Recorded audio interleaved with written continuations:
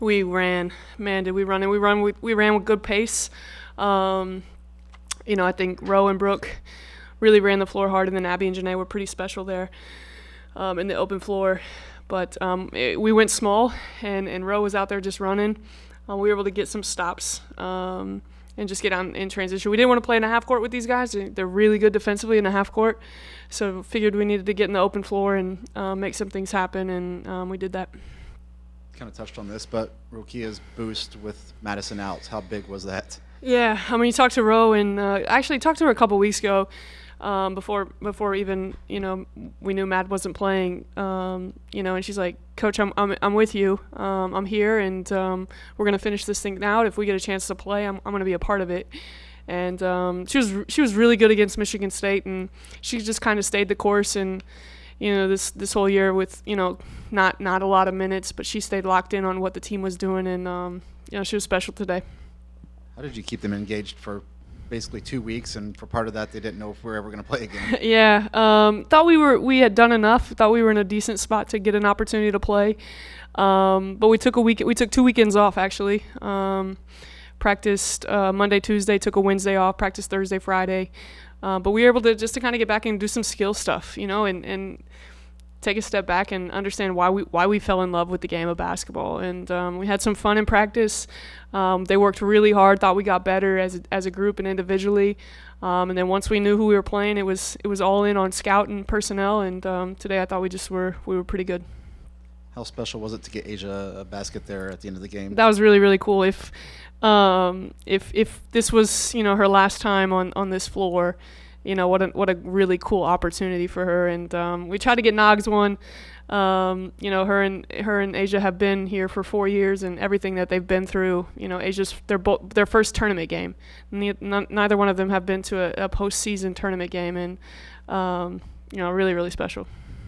And last thing for me is Brooke obviously got some easy buckets in the second quarter, but she hit some threes, and it seemed like she has the capability to fill up the scoring column, and she did that tonight and had a career high. So. Yeah, she was really good today.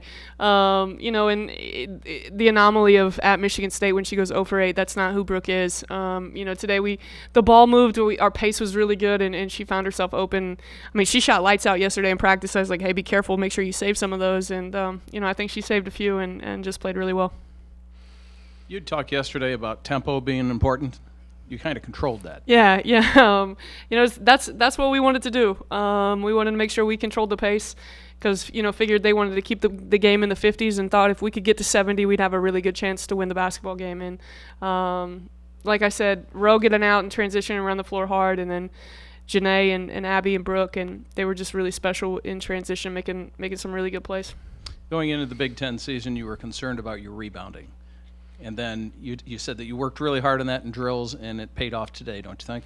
Yeah, I mean, obviously we're undersized when we're playing in the Big Ten, and so we battle.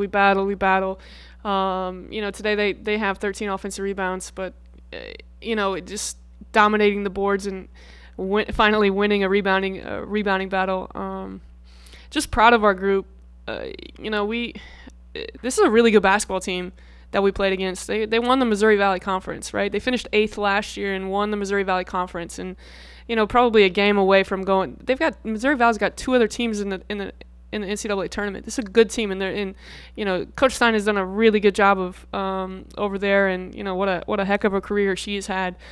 That's a good basketball team we just beat. And at the beginning of the year, November, December, we didn't run away from mid-majors. Right, they hung with us, and I think that just shows the growth and maturity of our basketball team, that we have gotten better, and it was really good to see.